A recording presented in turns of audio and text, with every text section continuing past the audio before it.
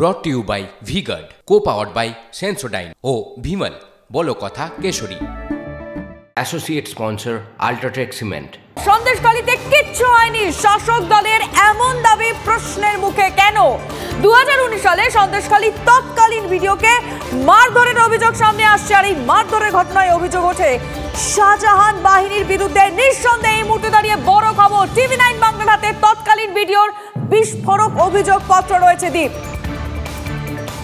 বোঝাই যাচ্ছে যে সন্দেশখালীতে কিছুই হয়নি বলে বারবার যেভাবে শাসক ধামাচাপা দিতে চাইছে তা মোটেও সত্য নয়। আরো বিস্তারিত জানবো সহকর্মী সৌরভ দত্তর কাছ থেকে, তবে তার আগে শুনিয়ে নেব আপনাদের সন্দেশখালীর স্থানীয় বাসিন্দারা তারা কি বলছেন এই অভিযোগের প্রেক্ষিতে। সরকার কিছু করলো না, ভিডিও কিছু করলো না, জেলা শাসক কিছু করলো না বলে আমরা কিছু বলতে গেলেই মানে আমাদেরকে ডেকে বাড়ি। আপনারা গেছিলেন জেলা শাসকের কাছে, ভিডিওর কাছে? কখনো ভিডিওর কাছে ভিডিওই মার খেয়ে চলে গেল এখান দিয়ে। আমরা তো কে বলুন? ভিডিওকে মেরে এখান থেকে তাড়িয়ে দিল, তাকে টাকার বস্তা নিয়ে এসে ভিডিও অফিসে ঢুকিয়ে দিল, দিয়ে তাকে মেরে এখান থেকে তাড়িয়ে দিল, আর আমরা তো ওদের কাছে কিছুই না। শুনলেন গ্রামবাসীরা কি বলছেন? তাদের বক্তব্য, ভিডিও যদি মার খায়, ভিডিওকে যদি মার খেতে হয়, তাহলে আমাদের মতন আম আদমি তাদের কি দশা হবে? আসুন বিস্তারিত জানি সহকর্মী সৌরভ দত্তর কাছ থেকে। আমাদের সঙ্গে সরাসরি রয়েছেন এই মুহূর্তে ঘটনাস্থল থেকে সৌরভ। সাধারণ মানুষ যারা আম আদমি তারা বলছেন যে ভিডিওকে যদি মার খেতে হয় তাহলে আমাদের কি হবে? এই প্রশ্নটাই তো এই মুহূর্তে সব থেকে বড়, তাই না? একেবারে। এবং এই প্রশ্নটা উঠছে কখন? এই প্রশ্নটা উঠছে যখন শাসক দলের তরফে সন্দেশখালীর ঘটনা নিয়ে বারবার এই বক্তব্যটি বলা হচ্ছে যে সন্দেশখালীতে কিছুই ঘটেনি।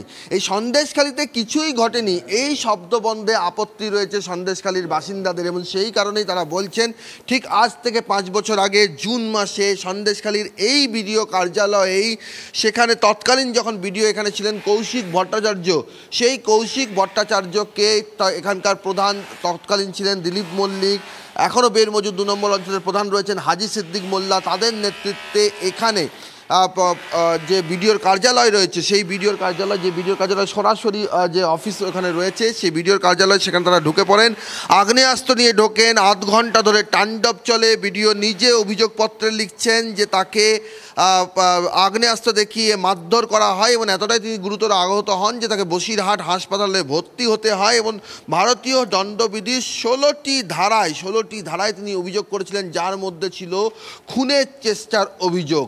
আর প্রশ্নটা এখান থেকেই উঠছে যে এই হাজি সিদ্দিক মোল্লা, দিলীপ মল্লিকরা এখনও কিন্তু এই এলাকার দায়িত্বে রয়েছেন, এখনও তারা তৃণমূল করেন, তৃণমূলের পঞ্চায়েত প্রধান হচ্ছেন হাজি সিদ্দিক মোল্লা।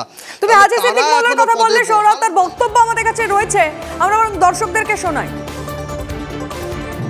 ভিডিওকে মারধরের ঘটনায় আপনার কি নাম জড়িয়েছিল 2019 সালে?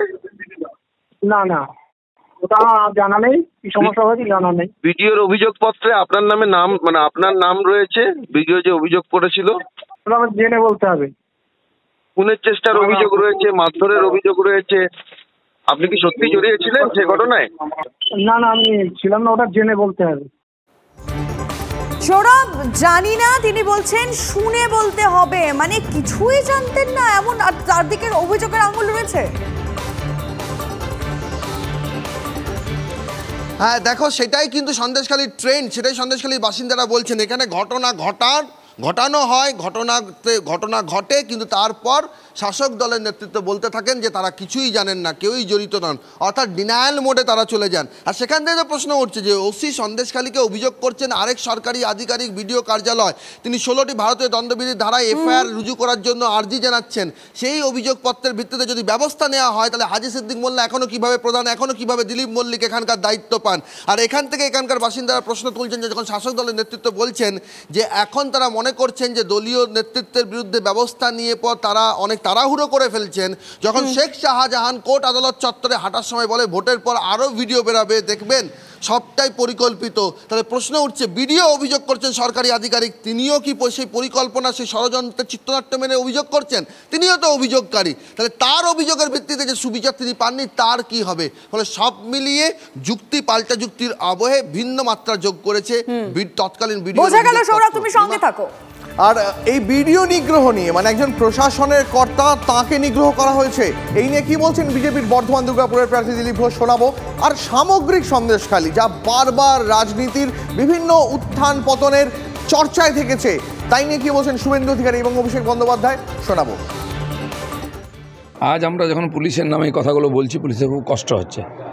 এত অভিযোগ, মার্ডার কেস, তার গায়ে হাত দেয়নি কেউ, এফআইআর নিতে চায়নি। আজ যখন সিবিআইডি আসছে তখন এদের ঘুম ভাঙছে। তো পুলিশ চামচাগিরি করেছে শাহজাহানের, ওখানে রাজা ছিল, বিডিও থেকে আরম্ভ করে অফিসার যারা ওদের কথা শুনতো না, টেন্ডার দিত না, তাদের মারতো, গাছে বেঁধে রাখতো। এসব ঘটনা অনেক ঘটেছে, কিন্তু কোনো এফআইআর পর্যন্ত নেয় না পুলিশ। আজ পুলিশকে লোক দৌড় করাচ্ছে। তৃণমূল কংগ্রেস সন্দেশখালীর মা বোনেদের অপমান করার জন্য ফেক ভিডিও বাজারে ছেড়েছে। কলকাতা হাইকোর্টে গঙ্গাধর কয়াল মন্ডল সভাপতি গেছে আইপ্যাক আর ভাইপোকে যাতে প্যাক করা যায় সিবিআই তদন্ত চেয়ে। এই ফেক ভিডিওর ভান্ডাফোড় আমরা করব, ভাইপো আর আইপ্যাককে প্যাকেট করব, এই কথা আপনাদের কাছে আমি দিয়ে যেতে চাই। প্রধানমন্ত্রী যাকে প্রার্থী করেছে সেই রেখাপাত্র বলছে যে ভুয়ো অভিযোগকারিনী যাদের শ্লীলতাহানি হয়নি তাদেরকে দিল্লিতে রাষ্ট্রপতির সাথে দেখা করতে বিজেপির দল নিয়ে গেছে। রেখাপাত্র 2000 টাকা নিয়ে কমপ্লেন করেছে, আমি বলছি না, গঙ্গাধর কয়াল বলছে।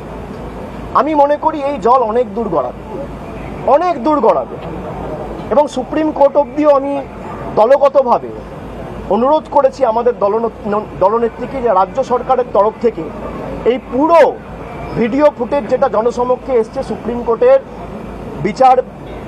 বিচারের সময়, শুনানির সময় যেন পুঙ্খানুপুঙ্খভাবে ডিটিপি করে জমা দেওয়া হয়। সন্দেশখালীতে কিছু না কিছু যেন ঘটেই চলেছে। আবারও অস্ত্র উদ্ধার জাগিয়ে চাঞ্চল্য। গোলাম শেখ নামে এক ব্যক্তির কাছ থেকে আগ্নেয়াস্ত্র উদ্ধার ঘিরে চাঞ্চল্য। সন্দেশখালীর রামপুরের পিঁপড়েখালী খেয়া ঘাটের ঘটনা এটি। বিজেপির দাবি করছে স্থানীয় বাসিন্দাদের তৎপরতায় উদ্ধার হয় অস্ত্র। অভিযোগ, তৃণমূলের মিটিং শেষে অস্ত্র নিয়ে ফিরছিল দুষ্কৃতীরা। পিঁপড়েখালী ঘাটে দুষ্কৃতীদের ধাওয়া করে স্থানীয় বাসিন্দারা।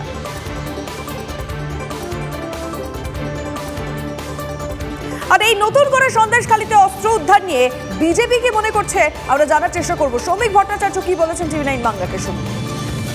তৃণমূল কংগ্রেসকে মানুষ প্রত্যাখ্যান করেছে, কারণ একবার সন্দেশখালীর আন্দোলন মানতে ঢুকে শেষ পর্যন্ত নদীতে ঝাঁপ দিতে হয়েছিল। সেজন্য যারা আসছে অস্ত্র নিয়ে আসছে। অস্ত্র ছাড়া তো তৃণমূলের কোনো ভিত্তি নেই।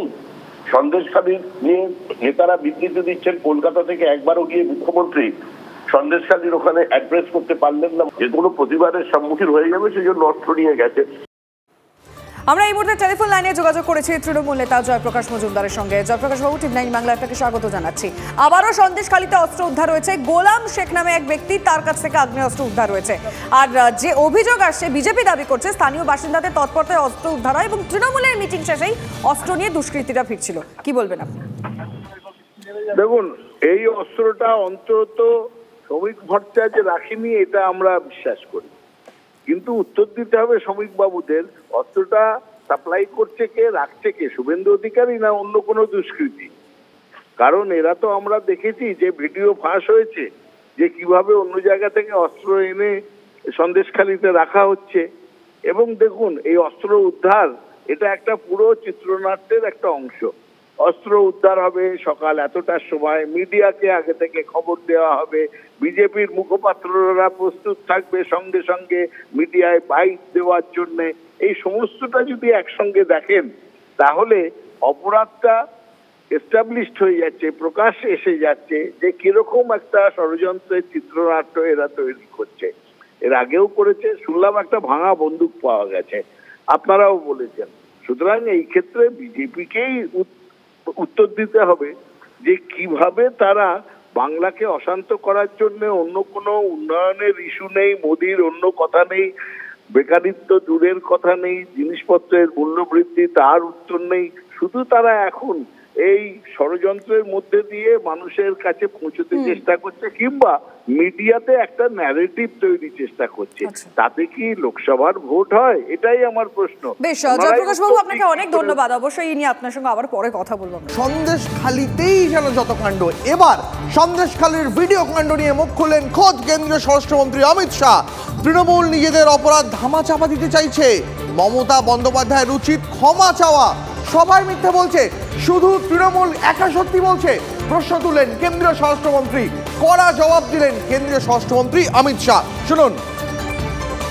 संदेश खाली को लेके बीजेपी के तरफ से उसको एजेंडा बनाया गया, मुद्दा बनाया गया, लेकिन टीएमसी का कहना है स्टिंग ऑपरेशन के लेकर बात बात में और सारे वीडियो भी आएंगे। तृणमूल कांग्रेस की पैटर्न रही है, पहले जुर्म करो और बाद में जुर्म को जुटलाने के लिए जिन पर जुर्म हुआ है उस पर और जुर्म करो। संदेश खाली ये शर्मनाक घटना है, हाईकोर्ट ने इसका संज्ञान लिया है, ममता बनर्जी को शर्म आना चाहिए। आज आपका रैली है यहाँ पे, तो तृणमूल ने आज आपका रैली में तृणमूल ने मांग किया है कि अमित शाह जी यहाँ पे आए हैं, संदेश खाली का जो घटना वो घटना हुई नहीं है, निर्यातित लोग बोल रहे हैं, तो उनको समाज जांचना चाहिए। देखिए, हाईकोर्ट भी जुटी है, सीबीआई भी जुटी है, इतनी सारी महिलाएं जुटी है, और सिर्फ तृणमूल वाले सच्चे हैं। बंगाल की जनता सच जानती है, और बैलेट बॉक्स पर मालूम पड़ेगा कि बंगाल की जनता संदेश खाली का जवाब देगी। स्कूल शिक्षक घोटाला के बाद इस रानीगंज में कोयला घोटाले के बारे में आप बात करते हैं, रानीगंज में भी उसका एक बड़ा जरिया है, रानीगंज से कोयला घोटाले का। वहाँ का कोयला घोटाले से रिलेटेड जो है, जो अहम लोग हैं, वो तो अभी तक अरेस्ट नहीं हुए। वो भी देखिए, जांच करना एजेंसी का काम है। हमने घोटालों को उठाया है, एजेंसी जांच कर रही है, जांच चल रही है, अनुव्रत मंडल जेल में है। एनआरसी सीए को लेके तृणमूल का मांग है कि एनआरसी सीए के लिए कोई भी वोटर का नाम बाद चला जाएगा, उनका आधार से उनका नाम चला जाएगा। ये झूठ बोल रही है। सीए में सभी लोग बेखौफ होकर रजिस्ट्रेशन करें, किसी की नागरिकता नहीं जाएगी, उल्टा उसको संरक्षण मिलेगा। तीसरे चरण के बाद बंगाल से कितनी सीटें आप आशाएं कर रहे हैं? हम 30 से ज़्यादा सीटें बंगाल से जीतेंगे। आप ये भीड़ देखे, किलोमीटरों तक आगे और किलोमीटरों तक पीछे, ये बड़ा जन सैलाब बताता है। पीछे भी बताओ, बड़ा जन सैलाब दिखाता है कि आज इस सीट पर से हमारे अहलूवालिया जी जीतने जा रहे हैं, और प्रचंड। বিজেপির শীর্ষ নেতৃত্ব থেকে যখন সন্দেশখালি কাণ্ড নিয়ে এরকম আক্রমণ ধেয়ে আসে, তখন চুপ করে বসে থাকতে পারে তৃণমূল শিবির? কি বলছেন তৃণমূলের শান্তনু সেন, শোনাবো। যদি নির্লজ্জ হয় তাহলে বিজেপি এরপরেও সন্দেশখালি নিয়ে কথা বলবে। যেভাবে গঙ্গাধর কয়ালের ভিডিও ক্লিপিং থেকে শুরু করে পরবর্তী ক্ষেত্রে আরো ভিডিও ক্লিপিং, রেখাপাত্রের ভিডিও ক্লিপিং যেভাবে সামনে আসছে, যেখানে প্রকাশ্যে বলতে শোনা যাচ্ছে মাত্র 2000 টাকার বিনিময়ে ধর্ষণ না হওয়া সত্ত্বেও মিথ্যা ধর্ষণের মামলা করা হয়েছে, সাদা কাগজে মহিলাদের সই করিয়ে সেখানে মিথ্যা অভিযোগ করা হয়েছে, ইংরেজিতে চিঠি লিখে ইংরেজি বুঝতে না পারা মহিলাদের জোর করে তলায় সই করতে বলা হয়েছে। Brought to you by V-Guard, co-powered by Sensodyne ও ভিমল, বলো কথা কেশরী। Associate sponsor UltraTech cement.